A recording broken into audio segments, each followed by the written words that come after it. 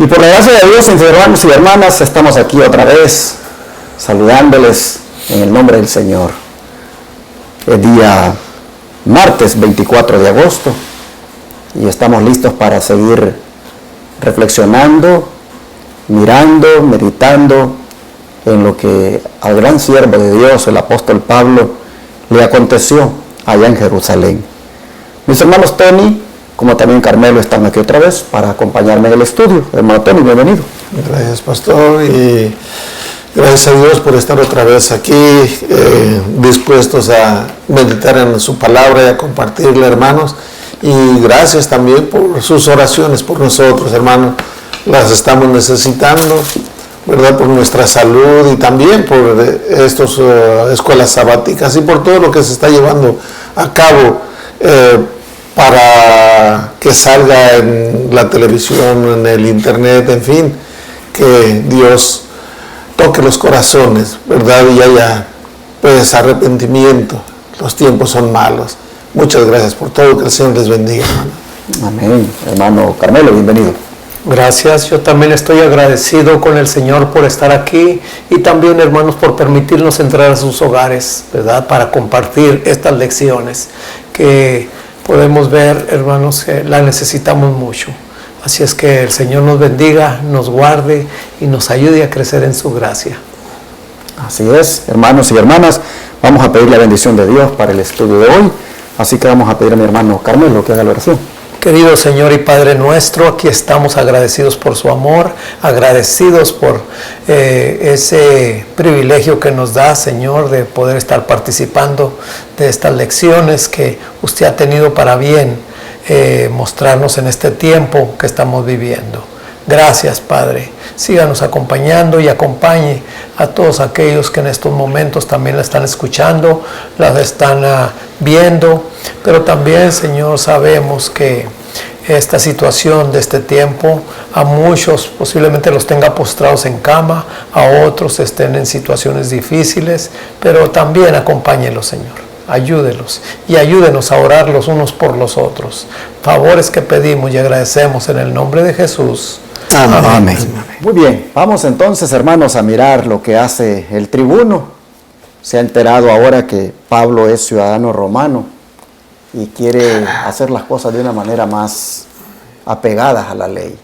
Se da cuenta que el problema de Pablo no tiene nada que ver con asuntos políticos, que él no tolere a los romanos, pues él es ciudadano romano, sino que tiene que ver más con asuntos religiosos. Y por eso, miren lo que hace el tribuno ahora. Manda a llamar al concilio, al Sanedrín, manda a llamar a los meros, como dicen, de los líderes judíos, para que vengan aquí al cuartel. Los convoca a una reunión y comienza la audiencia ante el concilio. ¿Y qué profetizó Pablo ese día allí, hermano, cuando les habló? Vamos a leerlo en Hechos 22, versículos 30 y luego el capítulo 23 del 1 al 5. Dice así la palabra del Señor. Al día siguiente, queriendo saber de cierto de que lo acusaban los judíos, lo soltó de la prisión y mandó venir a los principales sacerdotes y a todo el concilio. Sacó a Pablo y lo presentó ante ellos. Y ahora el 23 del 1 al 5 dice así. Entonces Pablo, mirando fijamente al concilio, dijo: hermanos, yo con toda buena conciencia me he portado delante de Dios hasta el día de hoy. El sumo sacerdote Ananías mandó a los que estaban junto a él que lo golpearan en la boca. Entonces Pablo le dijo: Dios te va a golpear a ti, pared blanqueada. Estás sentado para juzgarme conforme a la ley, y contra la ley me mandas golpear. Los que estaban presentes dijeron: ¿al sumo sacerdote de Dios injurias? Pablo replicó: hermanos, no sabía que fuera el sumo sacerdote, pues escrito está: no maldecirás al príncipe de tu pueblo. Aquí traen a Pablo quieren saber más de él, y están los escribas allí presentes, está el sumo sacerdote también, y cuando él empieza a hablar, les dice: hermanos, yo con toda buena conciencia me he portado delante de Dios hasta el día de hoy. Y esas palabras hicieron enfurecer, enojar al sumo sacerdote. Y en vez de reprocharle o de hacerle ver que estaba mintiendo, manda a los que están cerca que lo golpeen. Se manifiesta aquí una intolerancia, una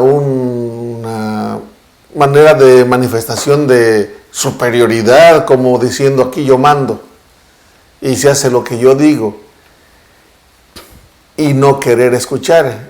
Ese mismo espíritu a veces lo vemos cuando se está hablando de algún punto doctrinal, especialmente en nuestra iglesia, cuando se nos está diciendo: o tú estás equivocado, tú estás ahora sí eres un fanático, y uno quiere conversar y decir: bueno, vamos a estudiar la palabra para ver lo que aquí dice, en vez de escudriñar, en vez de decir: vamos a estudiarla. No, se molestan, y si tienen la autoridad, pues lo sacan a uno de la iglesia. En fin, manifestando esa autoridad, esa intolerancia, no el conocimiento de la palabra de Dios, no con la autoridad bíblica, sino autoridad de una jactancia de que yo aquí mando y aquí se hace lo que yo digo. Aquí eso es lo que está manifestando el sumo sacerdote con Pablo, porque Pablo está hablando verdad, pero en vez de mostrarle que está equivocado, no, lo manda a golpear. Y el apóstol Pablo le da una profecía de que así iba a ser golpeado, y así murió, golpeado en la guerra judía. Han pasado los tiempos en que Anás y Caifás dejaron de ser los sacerdotes del pueblo para que ahora Ananías desempeñe esta función. Como sumo sacerdote, él debe ser respetuoso de los procedimientos legales en relación con la ley judía. Pablo conoce muy bien la ley judía y sabe que la ley judía permite golpear a un reo después de haber sido examinado, después de haber sido enjuiciado y encontrado que es culpable. Pero aquí a Pablo no se le ha hecho el juicio, a Pablo no se le ha hecho el proceso legal. Por eso le dice: está sentado para juzgar conforme a la ley, pero violando la propia ley, me golpeas. Pablo, en cierta manera, que conoce los procedimientos legales, está haciendo esta, protesta. A Pablo, hermanos, le traicionaba bastante su misma preparación para llegar a ser como Cristo, porque Cristo también le violaron sus derechos judiciales, y sin embargo Jesús no llegó a este punto al que Pablo está llegando, de decirle pared blanqueada. Cuando le dijo pared blanqueada, prácticamente le dijo: eres un hipócrita, porque te sientas para juzgar a las personas en base a la ley, violando la misma ley, los maltratas. Nosotros miramos en el verso 5 que como que aparentemente Pablo se disculpa, porque cuando se da cuenta que es el sumo sacerdote, pues él dice, ¿verdad?, que no sabía, hermano, dice que era el sumo sacerdote, pues escrito está: no maldecirás a un príncipe de tu pueblo. ¿Por qué no sabía? Muchos eruditos han llegado a la conclusión que Pablo tenía mucho tiempo de haber estado fuera de Jerusalén y que Pablo tenía un problema con la vista después de haber tenido aquel encuentro con Cristo. Desde ese entonces Pablo le quedó aquel aguijón de la deficiencia en la vista, y que posiblemente Pablo no logró identificar al sumo sacerdote. Posiblemente no tenía la vestimenta apropiada también por el hecho de que no era una reunión formal del Sanedrín, pues no la estaban haciendo ahí en el templo, sino que estaban haciéndola aquí en el cuartel, a donde los había mandado a llamar tribuno. Son, por supuesto, posiblemente especulaciones a las que se llega, pero el caso es de que Pablo aquí reacciona de esta manera. Vamos a mirar el espíritu de profecía, hermano Carmelo, por favor, que nos dice la sierva del Señor Elena White. Dice aquí en el comentario bíblico, tomo 6, página 1065, que Pablo pronunció bajo la influencia del Espíritu Santo una condenación profética similar a la que Cristo había proferido al reprochar la hipocresía de los judíos. El castigo anunciado por el apóstol se cumplió terriblemente cuando el inicuo e hipócrita sumo sacerdote fue muerto por asesinos en la guerra judía. Aquí podemos ver también, hermanos, el abuso de autoridad, ¿verdad? Diríamos nosotros, todavía pasamos el abuso de autoridad civil o, ¿verdad?, de aquí terrenal, pero hablando del abuso de autoridad en lo espiritual, en lo eclesiástico, hermanos, ahí sí es gravoso este asunto. Aquí podemos ver que este mismo sumo sacerdote, ¿verdad?, pues como le dijo Pablo, ¿verdad?, aquí en esos versículos, ¿verdad?, dice, no sabía, hermanos, que fuera el sumo sacerdote, pues escrito está, no maldecirás a un príncipe de tu pueblo. Y esto me estaba haciendo recordar precisamente el abuso de autoridad de Saúl, cuando trataba de perseguir a David también, ¿verdad? Estaba abusando de la autoridad.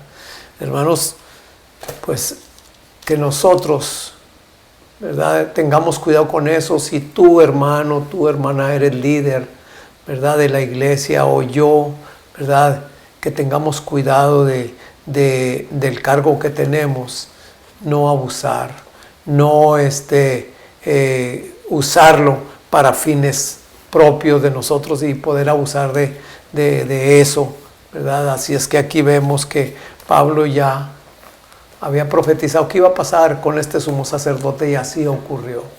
Nosotros también con nuestra actitud, como hemos estado hablando durante la semana, ¿verdad?, también muchas veces nos damos cuenta qué final podemos tener si seguimos con una actitud egoísta, una actitud autoritaria, una actitud, ¿verdad?, fuera del ejemplo y el modelo que nos ha sido provisto.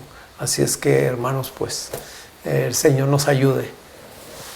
Así comenzó la audiencia, con violencia, con violación a los derechos de Pablo y con esa, digamos, hasta cierto punto justificada reacción de Pablo también al decirle a este hombre, Dios te golpeará a ti, pared blanqueada, profetizándole anticipadamente cómo terminaría.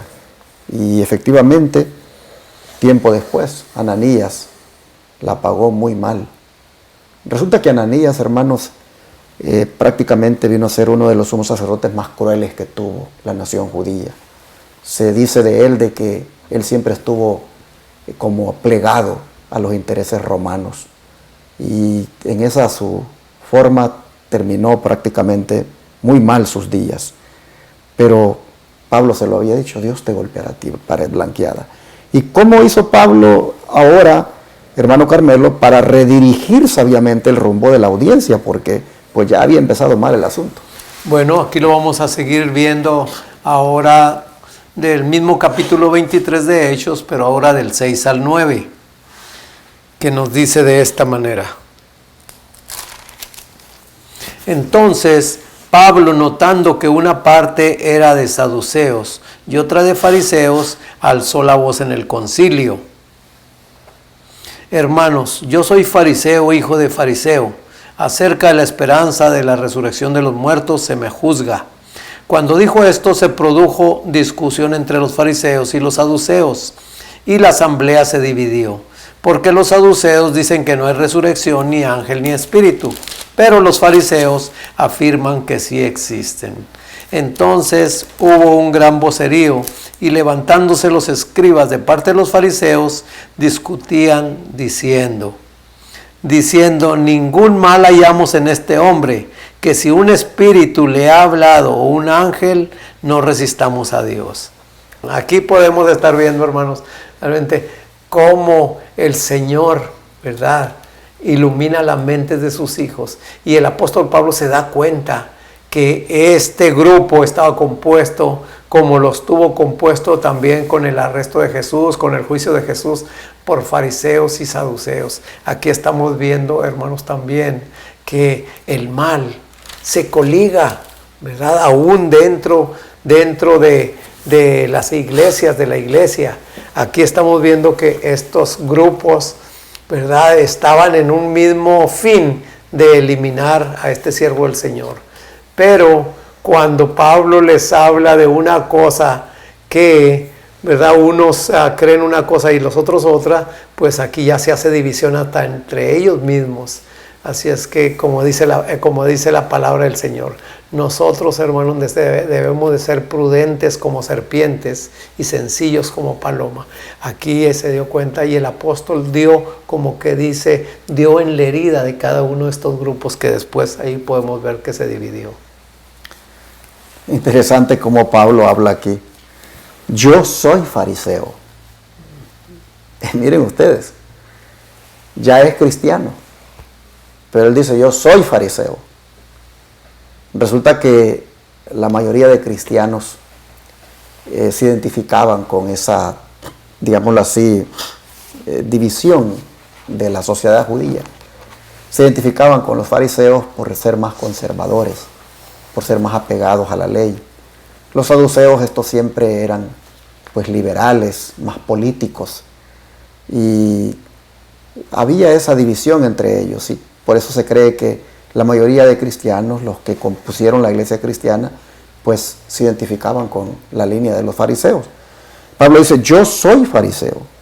Y ahí, hermanos, pues imagínense, él era ex miembro del Sanedrín, Pablo. Él conocía muy bien cómo estaba conformado esa estructura, ese sistema religioso. Y por lo tanto, cuando él dice eso, ya se divide la gente, y dicen aquellos, bueno, aunque es el líder de la religión odiada por nosotros, aunque es el líder de la religión cristiana que tanto odiamos, pero pues es de los nuestros. Y entonces ya se plegan a favor de él y se divide el concilio. En todo esto, hermanos, no cabe duda de que pues Dios está dirigiendo las cosas, y Pablo muy sabiamente también está hablando aquí para redirigir el rumbo de la audiencia. ¿Qué dice el don profético, hermano Tony?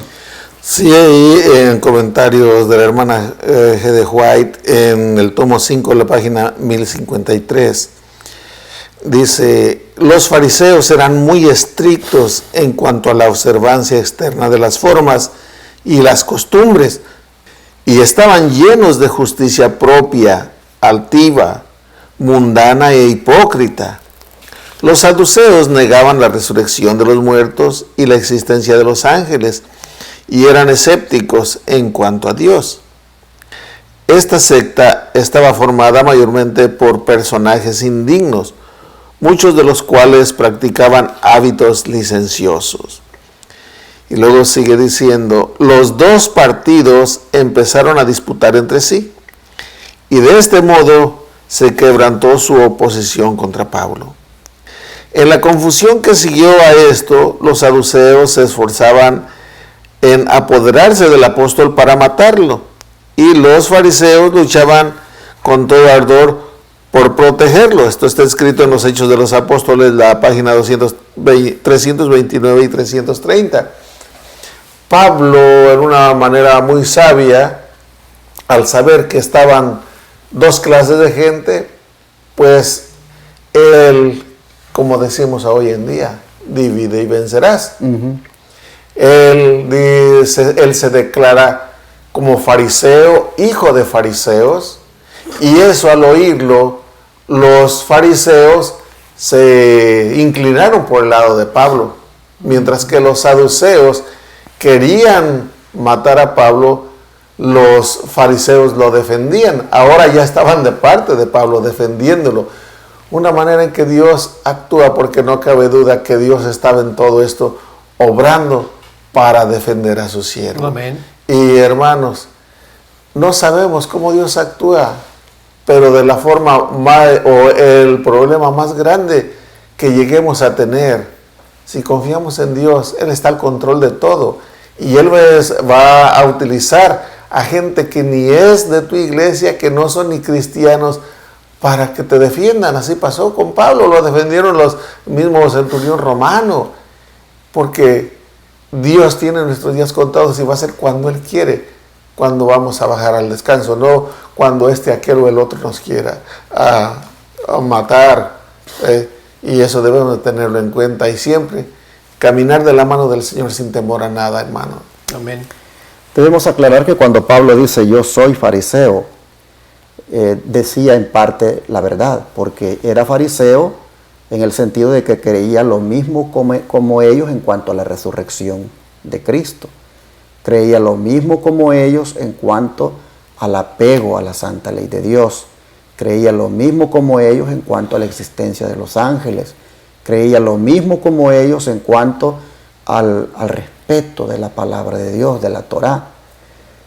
La diferencia era en el método para alcanzar la justicia. En esa parte es que ya ahí no era fariseo. Y es que el método para alcanzar la justicia era que la justicia la alcanzó Pablo y la alcanzamos los cristianos por los méritos que hay en Jesucristo. Somos justificados no por las obras de la ley, sino por la gracia que es en Cristo. Y en ese punto es que allí ya no era fariseo en cómo alcanzar la justicia. Tampoco lo era en otras prácticas que los fariseos tenían, pero en muchas de las cosas había similitud. Por eso Pablo aprovecha eso y dice, yo soy fariseo. Y en cierta manera está inteligentemente actuando para que se divida el asunto ahí. Algunos han llegado a decir de que los cristianos nos parecemos bastante a los fariseos. Es más, nosotros los adventistas se nos tilda que somos fariseos, porque hablamos mucho de que hay que respetar la ley de Dios y destacamos el sábado. Hermanos, eso no es malo, eso está en la Biblia. No todo lo que los fariseos hacían era malo. Los fariseos donde se equivocaron fue en el rechazo que hicieron de Cristo y en el método que utilizaron para alcanzar la justicia, que creyeron siempre que era basado solamente en guardar la ley. Así que valga la aclaración para que no vayamos a pensar que Pablo, todavía siendo cristiano, pues avalaba las prácticas de los fariseos. Bueno, habiendo visto que se logró con aquello, que hubo esa división y en cierta manera sacó ventaja a Pablo allí, al menos en ese punto, ¿cómo fue protegido ahora Pablo y qué nos hace recordar esto? Hermano Tony, por favor.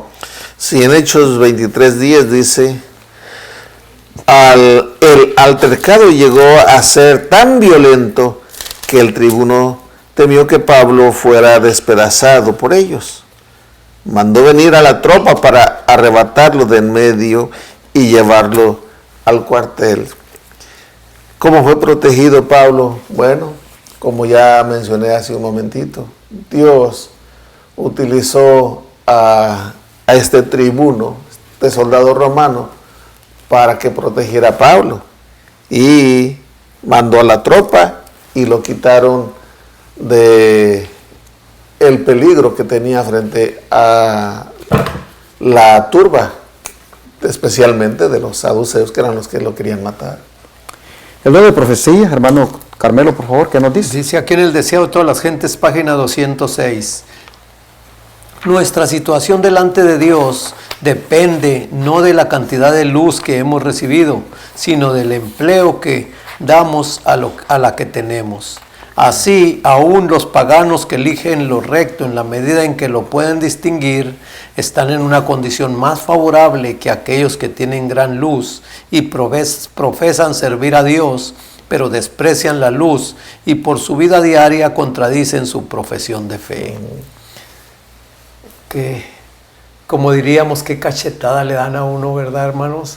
Aquí vemos que, fíjense nomás la actitud del tribuno, que ni siquiera conocen las cosas, que no conocían las cosas de Dios, ¿verdad? Pero esta gente que se jactaba de conocer a Dios, fíjense la actitud y fíjense lo que estaban haciendo, ¿verdad? Allí, como dice aquí, aún los paganos, así dice, que eligen lo recto en la medida en que lo pueden distinguir, están en una condición más favorable que aquellos que tienen gran luz y profesan servir a Dios, pero desprecian la luz y por su vida diaria contradicen su profesión de fe.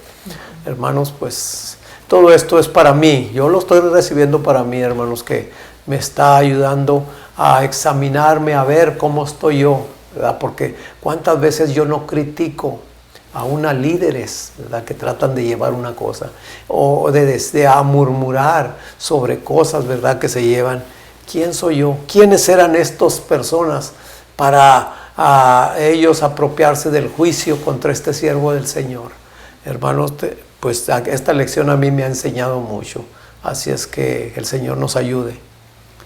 Interesante, hermanos, el vocerillo que dice que se armó, o sea, fue un escándalo porque los saduceos querían apoderarse de Pablo y los fariseos ahora lo protegían. Los fariseos decían, ¿y qué si un espíritu le ha hablado o un ángel? Estamos resistiendo a Dios, decían los fariseos. Y así entonces, pues es que tiene el tribuno que intervenir y dicen, sáquenlo de aquí porque estos lo van a despedazar. Aquí estos ya terminaron entre ellos, pero como dice el hermano Carmelo, qué mal testimonio estaban dando estos ante las autoridades romanas. Imagínense, saduceos y fariseos, en nombre de Dios, cada uno ahí queriendo despedazar a un hijo del Señor y dándole ese mal testimonio al tribuno, que el tribuno tiene que decir, sáquenlo. Hermanos, así nosotros vemos que fue la experiencia de Pablo ante el concilio y fue protegido por Dios, por el tribuno en cierta manera, usando al tribuno en cierta manera, para que pues hiciera esta decisión de sacarlo de allí. De otra manera, pues le hubiera ido mal al apóstol. Ojalá, hermanos, que nosotros entendamos de que cualquier cosa que nos pase, Dios va a estar al control. Amén. Y que el Señor va a utilizar métodos, personas que hablen o hagan algo para que las cosas se den conforme Dios quiera. Si morimos, es porque Dios así lo va a permitir. Pero si Dios no quiere que muramos, Dios va a usar algún magistrado, algún alcalde, algún juez, algún oficial militar, alguna persona. Cuando Dios no quiere que muramos, oh hermanos, Dios hace cosas maravillosas. Yo ya les he contado a ustedes, ¿verdad? Cuando yo estaba jovencito para la guerra en mi país, ya lo he dicho, cómo me libré en pleno enfrentamiento, en la madrugada, cuando la guerrilla entró al pueblo para atacar al ejército. Empezaron esos guerrilleros tocando puertas y llevándose a los jovencitos para las montañas, para que se convirtieran en guerrilleros. Y me recuerdo esa vez tirado debajo de la cama y las balas que silbaban por arriba en el techo. Me recuerdo cuando se oía que tocaban las puertas y se oían mujeres que lloraban, y era porque se estaban llevando a sus hijos. Y me recuerdo cuando tocaron la puerta donde yo estaba. Y bueno, ya sabíamos que había que abrir, pero cuando tocaron la puerta se oyó una voz que dijo, esa puerta no la toquen, vénganse. Y hermanos, ahí yo me salvé de que fuera llevado a integrar las filas de la guerrilla. ¿Por qué Dios usó a ese hombre que dijo, esa puerta no la toquen? Después nos dimos cuenta de que el que dijo esa puerta no la toquen era un comandante guerrillero que había vivido en esa casa y que él sabía de que su abuelita vivía allí y él ahora andaba pues viniendo a combatir aquí ahora en su propio pueblo al ejército. Y él dijo, esa puerta no la toquen, pensando en proteger a su abuelita. No sabía que Dios lo estaba usando para protegerme a mí y que no fuera llevado a la guerrilla, a formar parte de ese ejército. Entonces yo digo, así como usó ese hombre para dar esa orden, esa puerta no la toquen, así también, hermanos, Dios va a usar cualquier persona, como en este caso usó al tribuno para proteger a Pablo. Amén. Vamos a darle gracias a Dios por las veces, hermanos, que nos ha protegido. Amén. Y a pedirle que nos dé la fe suficiente para creer de que de la misma manera nos va a proteger siempre que Él lo vea necesario. Amén. Utilizando a quien Él quiera. Amén. Oremos. Te damos gracias, Padre, porque una vez más nos muestras que cuando tú estás al control de una situación, las cosas van a salir como tú digas. Gracias, Señor. A Pablo se le complicaron las cosas ante el Sanedrín, sufrió violencia al principio, pero luego, Señor, pues dirigido por ti, dijo lo que dijo y terminó el asunto enfrascado entre los mismos enemigos, allí peleando. Y luego, Padre, tienes este hombre que es un hombre pues pagano, para que actúe sabiamente y dice, sáquenlo. Señor, cómo tú de verdad utilizaste este tribuno para proteger la vida de tu hijo. Sin duda, Padre, nos enseña esto, de cómo también tenemos que tener esa convicción, esa seguridad de que así sucederá con nosotros en cualquier crisis que venga. Nos ponemos en tus manos y te rogamos para no olvidar nunca este tipo de lecciones, para que nos sostengan, Señor, en cualquier prueba. Amén. Todo esto, Señor, pedimos que quede grabado en nosotros y nos aumente la confianza y la fe de que tú eres poderoso y que tú tienes el control de todo. Amén. Lo rogamos, lo pedimos en el nombre de Jesús. Amén. Amén.